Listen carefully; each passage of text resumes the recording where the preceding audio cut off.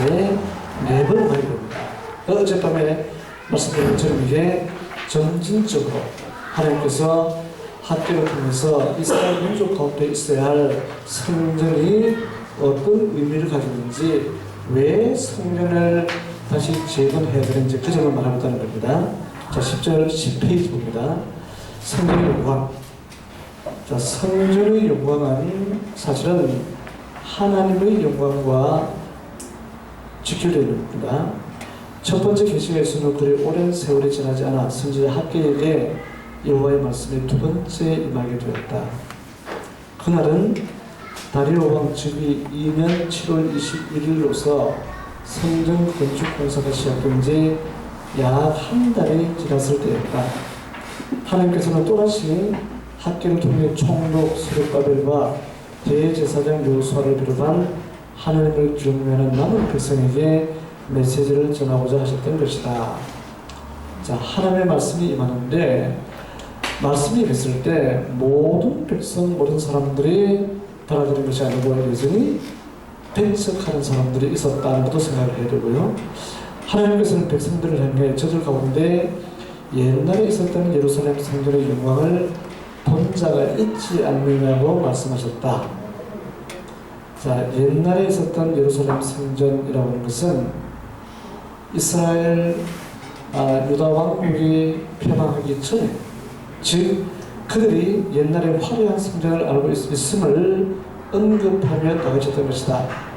BC 587년에 솔로몬이 건축한 예루살렘 성전이 파괴되었으니 BC 520년까지 약 67년 가까이 된다. 따라서 당시 나이가 77세 정도 되는 노인들 가운데 예루살렘에 살았던 사람이 있다면 10살 정도의 어린 나이에 그 성전을 직접 보았을 것이다. 다시 말해서 바벨론에 포로로 잡혀갔던 사람들 가운데 그때 당시에 그 나이를 따지게 되면 나중에 귀환해 왔을 때 그 노인들 가운데서는 옛날 솔로몬 성전을 본 사람이 있었을 거라는 겁니다. 있었다는 거죠. 그러면서 지금 결국은 뭐냐면은 성전에 대한 강조, 성전의 의미에 대해서, 물론 이스라엘 백성들은 모든 성전은 하나님으로 말미암아 세워진 것을 확실히 알고 있었던 거죠. 하나님께서는 솔로몬의 성전을 직접 목격한 사람이라면 그 웅장한 성전과 지금 저들이 재건하고 있는 성전을 비교해보면 그 차이를 알 수 있을 것이라고 말씀하셨다. 옛날에는 화려했는데 지금은 초라하고 그렇지 못하다는 거죠. 옛날 파괴된 화려한 성전과 비교해볼 때 당시 건축되고 있는 성전이 얼마나 초라하고 보잘것없는 것이었다. 이는 솔로몬이 지은 성전을 직접 본 자라면 어느 누가 보아도 쉽게 알 수 있다는 사실을 강조하고 있다. 그러므로 첫 성전을 본 제사장을 비롯한 노인들은 파괴된 성전의 재건 과정을 보며 대성통곡했다. 이스라엘 민족의 아픔 혹은 이스라엘 민족의 배도, 모든 감정들이 같이 있었을 것으로 생각이 됩니다. 그에게는 성전 건축에 대한 감격과 더불어 소홀함으로 인한 자책의 의미가 동시에 표현되고 있다. 하지만 옛 성전을 본 적이 없는 많은 사람들은 기뻐하며 함성을 질렀다. 두 번째 성전을 보게 되면서 복잡한 감정을 가진 백성들이 뒤섞여 있었던 것이다. 자, 어떤 사람들은 기뻐하고 어떤 사람들은 대성통곡하고, 그러니까 그 성전을 보면서 사람들은 그 외양을 보게 되는데 사실은 그 가운데는 메시아에 대한 의미가 있음을 어느 누구든지 함께 이해를 해야만 된다는 겁니다. 학교에서 본문 가운데는 당시 파괴된 성전을 재건하는 과정에서 보인 백성들의 소홀한 태도에 대한 하나님의 책망이 들어있다. 이게 소홀한 태도, 물론 여기서는 건축에 대한 소홀함도 있었겠지만 사실은 메시아에 대한 기대나 깨달음이 없게 되면은 그것이 더 증폭이 되는 거죠. 자, 물론 성전이 얼마나 화려한가 하는 것보다 더 중요한 것이 메시아와 연관되어 있어야 되는데 많은 사람들이 그 점을 이해하지 못하고 있다는 것이죠. 그러나 학개나 스룹바벨이나 여호수아는 그걸 알고 있었던 거죠. 성전을 건축하기 위해 최선의 노력을 다하는 사람들이 있었는가 하면 다수의 일반 백성들은 그렇지 않았다. 즉 그런 자들에게는 성전을 위한 간절하고 절박한 마음이 없었던 것이다. 여기 역시 간절하고 절박한 마음이라고 하는 것은 역시 메시아와 연관된 개념을 가져야 된다는 거죠. 따라서 이런 파괴된 성전을 다시금 건축하기 시작한 사람들의 신실치 못한 자세에 대한 지적을 하고 있는 것으로 보인다. 그들은 그동안 주변의 환경을 핑계대며 개별적인 안락한 삶을 추구하기에 급급해 하나님의 성전을 건축하는 공사를 미루어왔다. 자, 개별적인 안락한 삶을 추구하면은 메시아에 대한 기대와 소망보다가 이 땅에서의 기대와 소망에 앞섰다는 거죠. 어젯밤에 말씀드린 것처럼 우리가 자칫 잘못하면은 나도 모르는 사이에 큰 오류를 범합니다. 여러분들이 기도하잖아요. 저는 기도를 어떻게 해야 되는지, 기도가 뭔지 많이 생각을 합니다. 기도를 얼마나 열심히 하느냐. 우리 한국교회에서는 기도를 열심히 하는 것을 자꾸 얘기를 하죠. 많이 하니까. 근데 기도할 때 뭘 하죠? 하나님 건강해 주십시오. 성공하게 해주십시오. 우리 아들 오시면 좋은 길 가게 해주십시오. 하나님 우리 가족 행복하게 해주십시오. 그런 내용들이 주를 이루지 않나요? 여러분들이 기도할 때 늘 이런 기도부터 먼저 해야 됩니다. 하나님, 제가 기도해도 절대로 제 요구를 들어주지 마십시오. 부터 해야 됩니다. 내가 기도하더라도 하나님 다 들어주지 마시고 하나님께서 제 아픔을 보고 적절하게 들어주십시오 한단 말이에요. 좀 이상합니까? 하나님이 여러분들의 기도를 다 들어주면 어떻게 되죠? 여러분 망합니다. 망해. 여러분이 돈을 원하는데 그야말로 엄청난 돈을 주고 나쁘고 이상하게 복권되는 거 이런 건 아니에요. 돈이 많아지고 그래서 큰 집도 없고 좋은 자동차도 없고 그리고 성공하고 출세하고 행복하고 다 들으시면 어떻게 되죠? 어떻게 돼요? 천국 갈 만한 별로 안 생기는 거죠. 뭐 굳이 천국까지 갑니까? 여기 살면 되는데 여기서 행복하게 오래 살면 되는데 굳이 천국 가기 위해서 그렇게 애달마하고 그렇게 간절한 절과 마음이 안 생긴단 말이죠. 그런데도 우리는 나도 모르는 사이에 자꾸 그걸 달려있는데 자칫 잘못하면 하나님께서 주셔도 문제고 안 주셔도 문제고 원래 우리는 그렇게 기도하는 것 아니죠. 우리가 늘 하나님의 말씀을 펼쳐보고 이 말씀이 우리에게 어떤 교훈을 주는지 또 우리 믿음의 선배들은 어떻게 살았는지 그 의미 가운데 사실은 기도에 참여하는 거죠. 절대로 기도를 소홀하게 하는 거 아닙니다. 절대로 소홀히 하잖아요. 여러분들이 흔히 계획주의 신앙에 있을 때 하나님께서는 반드시 말씀을 통해서 계시된 말씀을 통해서 우리에게 말씀하잖아요. 바로 말하면 어떻게 되죠? 직분 계시가 되잖아요. 하나님께서 우리에게 말씀하실 때 계시된 말씀을 통해서 우리에게 말씀하신 것처럼 우리가 하나님께 기도할 때도 말씀과 더불어 말씀을 통해서 기도해야 되는데 이거 다 지워버리고 내 하고 싶은 대로 기도하니까 그게 일반인들이 하는 그 기도와 다르지 않게 되었단 말이죠. 자, 시편의 맨 마지막 부분, 그런 자들은 형식적으로 그에 참여하고 있었으므로 심각한 문제가 있었다. 나아가 우리가 계획해야 하는 당시 백성들 주변에 성전 건축에 적극적으로 반대하는 자들이 상당수 있었다는 것이다.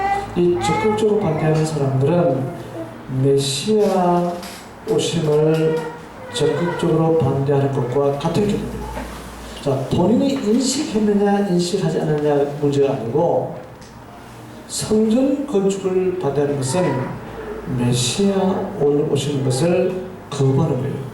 이스라엘 민족이 바벨론으로 잡혀간 사이 그곳에 들어온 이방인들이 이제 본토를 표현한 저들과 함께 살아가야만 했다. 메시아가 불필요하다는 사람과 함께 뒤섞여 사는 거죠. 어쩌면 지금 우리처럼 그 사람들로서는 유대인들의 성전 재건을 적극적으로 반대할 수밖에 없는 형편이었다. 오랜 포로 생활을 습격하는 유대인들이 파괴된 성전을 재건한다는 것은 저들의 세력 확장과도 연관되어 있기 때문이다. 이와 같은 여러 정황이 성전을 짓기 어렵게 만들었던 것이다. 다시 말해서 이것은 어떤 혼선을 한다는 거죠. 하나님께서 성전을 짓고자 하는 그 의미와 백성들이 받아들이는 그 개념과 그것을 반대하는 사람들의 해석이 전부 다르다는 거죠. 명확히 있다는 거죠. 그 다음 하나님만 바라보고 두려워하지 말라 하께서 2장 4절 5절에서는 하나님께서 그렇게 말씀하시죠. 성전 재건이 쉽지 않은 형편에서 이스라엘 민족 지도자들은 시리에 빠지거나 위축될 수밖에 없었다. 하지만 하나님께서는 도리어 저들을 격려하며 힘을 보태어 주시고자 했다.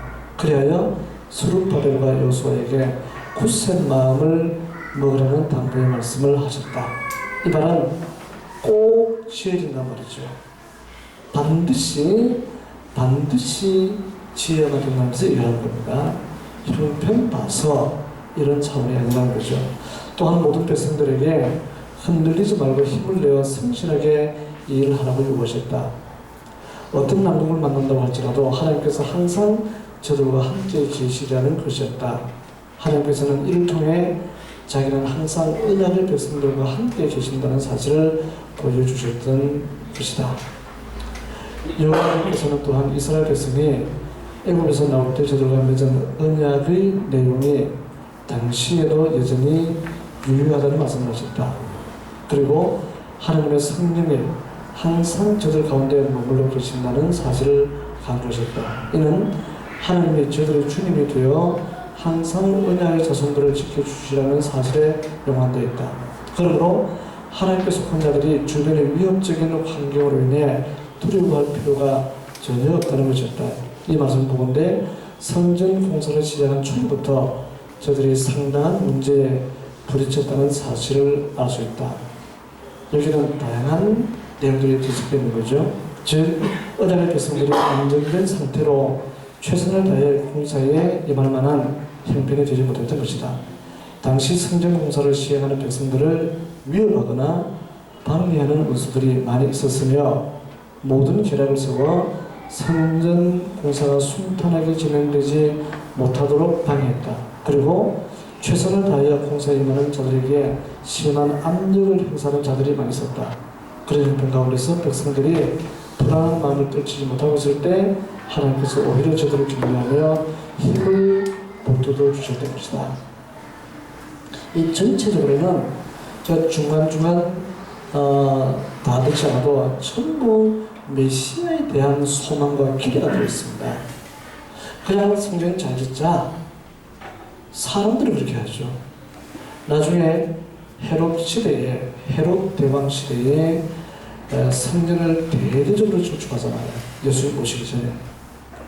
물론 언약적 관점에서는 그것이 메시아 오심을 준비하는 의미를 가지지만은, 그런데 자기도 몰사에 그렇게 하지만은 하나님께서는 그 가운데 메시아 오심과 메시아 사역을 계속해서 그 중심에 두었다는 거죠. 그 다음 메시아 예언, 하나님께서는 또한 저들에게 장차 일어나게 될 모든 일들에 관한 예언의 말씀을 주셨다. 장차 때가 이르면 그가 하늘과 땅과 바다와 육지를 크게 진동시키시리라는 것이었다. 이는 하나님의 섭리적 사역에 의한 것으로서 우주 만물이 하나님의 통치 아래 존재한다는 사실의 영원로였다. 나아가 이 세상의 모든 나라들을 진동시키신다는 사실을 언급하셨다. 그러면 세상 만국이 귀중한 보물을 가지고 언약의 왕국을 찾아오게 되고 하나님께서 자신의 영광을 저희들이 거주하는 성전에 충만케 하시리라고 말씀하셨다. 앞에서 말한 것처럼 성전의 영광이 곧 메시아의 영광과 통한 개념입니다. 그냥 영광을 돌리기 때문에 하는 개념보다가 하나님 자신의 영광이 드러나는 거죠. 세상의 음악을 포함한 모든 고개가 하나님의 소유라는 것이었다. 장차 그와 같은 날이 이르게 될 테니 어떤 일을 한다 할지라도 그에 위축되지 말고 하나님을 의지하는 요구를 하셨던 것이다. 그리고 당시 건축되고 있던 두 번째 성전을 통해 허락될 영광이 옛날 성전이 가졌던 것보다 훨씬 더 클 것이라는 사실을 말씀하셨다. 자, 성전 자체는 첫 번째 성전이 더 화려한데, 그런데 두 번째 성전을 통해 허락될 영광이 옛날의 영광보다가 더 크게 될 것. 이는 그 성전을 통해 메시아 사역이 실현될 것이라는 점을 연관되어 있다. 그것은 하나님의 예언이기 때문에 장차 반드시 이루어지게 된다. 장차 이루어지게 되죠. 메시아 예언이 실현된다는 거죠. 당신은 성전 건축을 방해하는 세력이 있고 하나님의 자녀들은 위축된 상태에 놓여 있었지만 장차 하나님께서 성전 가운데 평강을 주신다는 것이었다. 이 말씀은 장차 이 땅에 메시아가 오실 것에 연관된 예언으로 보입니다. 즉 돌로 지어진 성전 건축물 자체를 두고 하시는 말씀이 아니었던 것이다. 선지자가 드는 말씀은 재건되는 그 성전을 통해 하나님께서 보내시는 메시아가 오실 것이므로 그것이 큰 영광이 된다는 것이었다. 그로 말미암아 하나님의 자녀들에게 진정한 평화가 허락된 것이다. 당시 선지자의 예언을 듣는 성숙한 백성들은 그에 대한 올바른 깨달음을 소유하고 있었던 것이 분명하다. 우리가 예수님이 오셨을 때 평화 얘기를 하죠. 그런데 그 평화를 우리가 잘 생각을 해야 됩니다. 무슨 말인가 하니 예수님이 이 세상에 오셨을 때 많은 사람들이 평화를 기대하잖아요. 그런데 예수님 오셨을 때 평화가 있었습니까? 어떻습니까? 오히려 예수님이 오셨을 때 곡소리가 나죠. 특히 베들레헴 인근의 조상 아래 아이들을 무참히 살해를 했을 때 평화가 아니고 그것은 전쟁이죠. 곡소리가 나죠. 그것은 오히려 사회적 불안이나 원망을 대두하게 됩니다.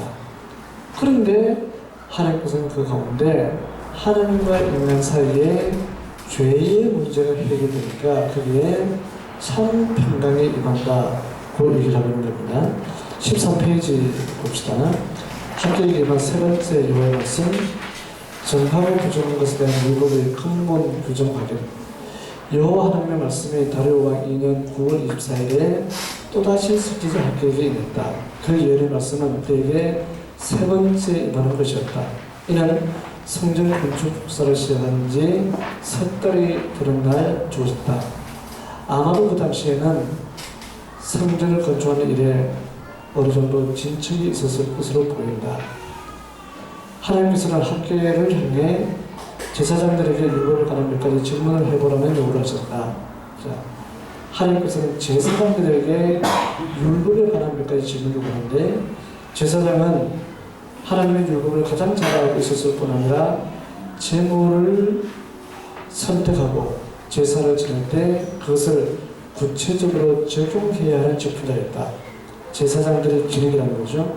따라서 그는 율법의 교훈을 정확하게 알고 있지 않으면 안 되었다.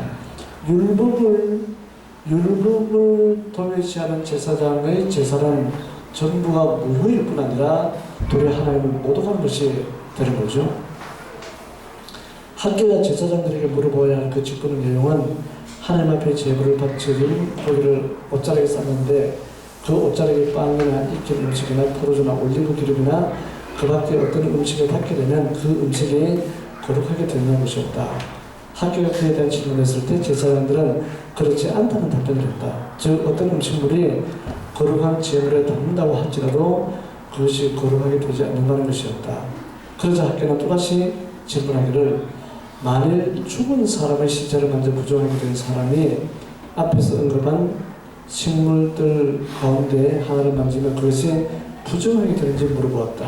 그것은 앞의 내용과 정반대의 것이었다.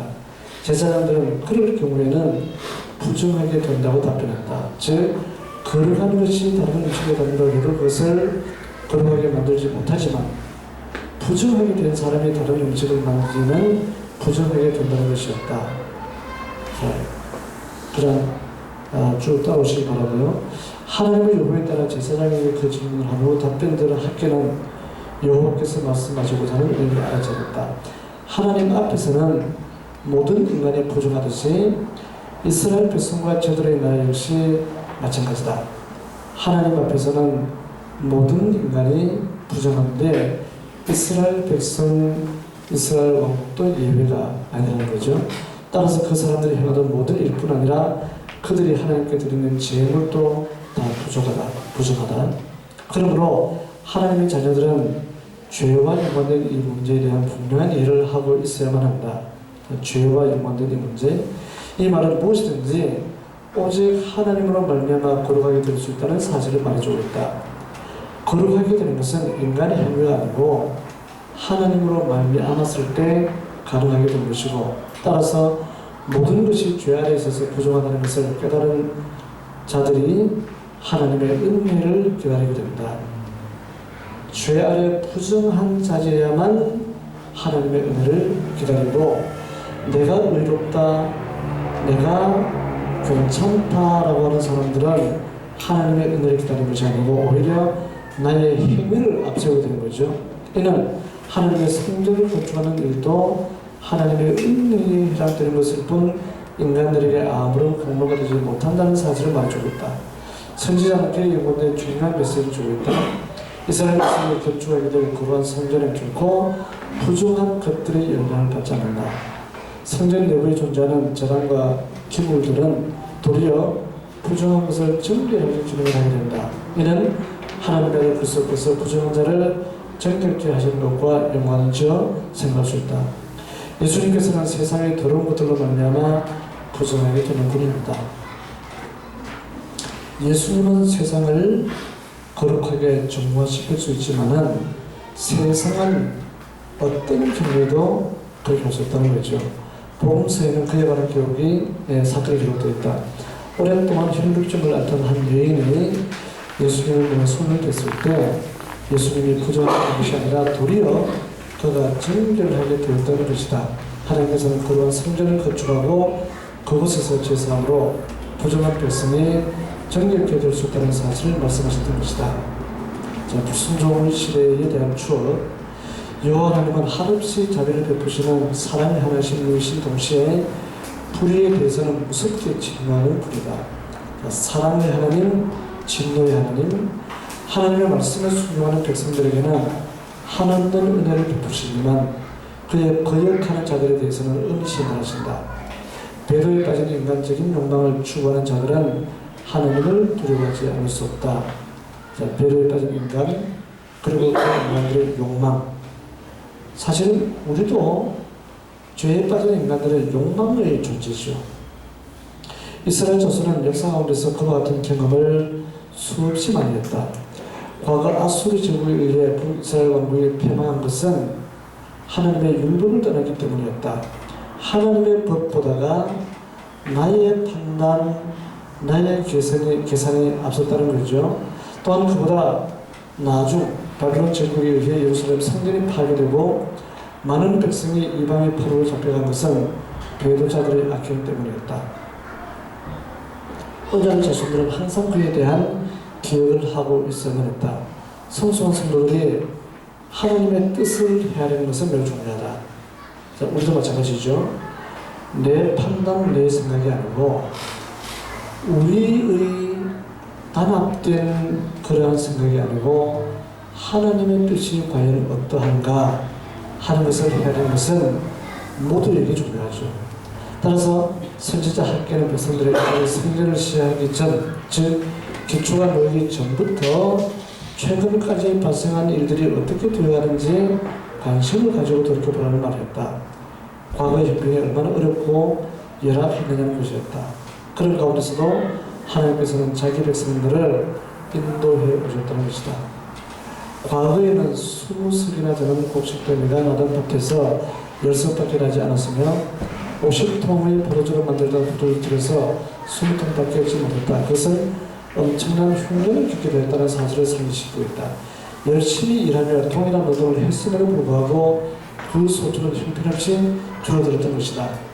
어리석은 자들은 그런 고통을 겪으면서도 그 원인을 파악하지 못했다.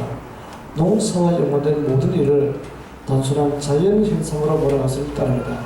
하나님께서는 그들을 향해 저들이 왜 그와 같은 고통을 겪게 되는지에 대한 말씀을 하고 계신다. 그것은 하나님의 심판에 의한 징계라는 것이다. 하지만 우리는 근본적인 측면에서 볼 때 그것들이 하나님의 사랑에 의한 징계였음을 기억해야 한다. 그럼에도 불구하고 당시의 백성들은 견디기 어려운 고통을 맛보아야 했다. 하나님께서는 곡물을 생산하는 밭에 자연현상을 통한 무서운 재앙을 내셨다. 또한 그런 폭풍과 깐부기 재앙과 우박을 보내 농작물을 치심으로써 자신의 뜻을 내보셨다. 이스라엘 백성들은 그로 말미암아 엄청난 어려움을 당할 수밖에 없었는데 하나님께서는 그것을 통해 저들이 회개하고 돌이키기를 원하셨다. 그 회개하고 돌이키는 것, 우리 하나님의 뜻을 알아가게 되면은 자연스럽게 나를 내려놓게 되는 거죠. 이 땅에서의 고통으로 인해 하나님을 의지하게 되기를 바랐던 것이다. 그럼에도 불구하고 죄에 빠진 이스라엘 백성들은 하나님의 뜻을 멸시하고 돌이키지 않고 죄를 걸어갔다. 그것은 하나님의 더욱 강한 징계를 유도하는 데 따름이었다. 새로운 자세와 하나님의 복, 하나님께서는 언약의 백성들에게 이제라도 과거를 정확하게 되새겨보라고 말씀하셨다. 이 모든 사람들이 마찬가지죠. 지나간 과거 역사를 정확하게 돌아다니는데 하나님의 계시를 받던 날인 9월 24일부터 그 이전 시기를 전체적으로 추억해 보도록 요구하셨던 것이다. 즉 그때까지 있어왔던 과거의 모든 일들을 떠올리고 성전의 기초공사가 완성된 날 이후를 눈여겨보라는 것이었다. 자, 성전의 기초공사 이게 얼마나 중요한가를 말하는 겁니다. 여호와 하나님께서는 그 전에 저들의 독간을 다음의 목사를 위한 종자마저도 오셨던 때를 들추어 말씀하셨다. 즉 백성들이 불순종하던 때에는 포도나무, 무화과나무, 성류나무, 금나무 열매가 저들을 맺히지 못한 사실을 상기시켰다. 과거 저들이 처했던 여러가지 상황을 분명히 기억하고 있어야 한다는 것이었다. 밑바닥까지 이르는 최악의 고통을 맛본 그 백성들에게 하나님께서 소망의 메시지를 주셨다. 하나님의 말씀에 순종한 그날부터는 저들에게 진정한 복이 임하게 되리라는 약속을 하셨기 때문이다. 언약의 자손이 성전 건축에 성실히 임하게 되면 하나님께서 저들의 모든 상황을 바꾸어 복을 내주시겠다는 말씀을 하셨던 것이다. 여기서는 하나님이 곧 복의 근원, 복의 제공자가 된다는 거죠. 우리가 이것을 기억해야 할 바는 예루살렘 성전을 위한 기초 완성이 매우 중요한 기점이 된다는 사실이다. 이는 성전의 기초가 놓인 것이 하나님의 은혜를 위한 중심적인 배경에서 말해준다. 하나님께서는 그때부터 언약의 자손들에게 복을 주시리라는 약속을 하고 계시기 때문이다. 그 복은 단순한 물질적인 풍요로움의 차이를 넘어 장차 오시게 될 메시아에 대한 소망에 밀접하게 연관되는 것을 의미합니다. 다시 말해서 메시아에 대한 소망이 없는 상태에서는 사실은 아무런 복도 허락되지 않는 말이죠. 16페이지 봅시다. 갑자기 예반 네 번째 여호와의 말씀, 메시아를 통한 하나님의 심판. 앞에서 하나님의 말씀을 계시받은 선지자 학교는 9월 24일 같은 날 또다시 계시를 받게 되었다. 하나님께서는 그에게 특별히 수룹바벨에게 장관을 말씀 주셨다. 장차 하나님께서 하늘과 땅을 진동시키실 것이며 일국의 왕들 보좌를 뒤에 두시려는 것이었다. 그렇게 되면 세상에 존재하는 모든 민족의 세력이 패망을 당하게 되고 저들의 병거와 그것을 탄 병사들은 땅에 엎드러지게 된다. 그리고 말과 그 탄 자들이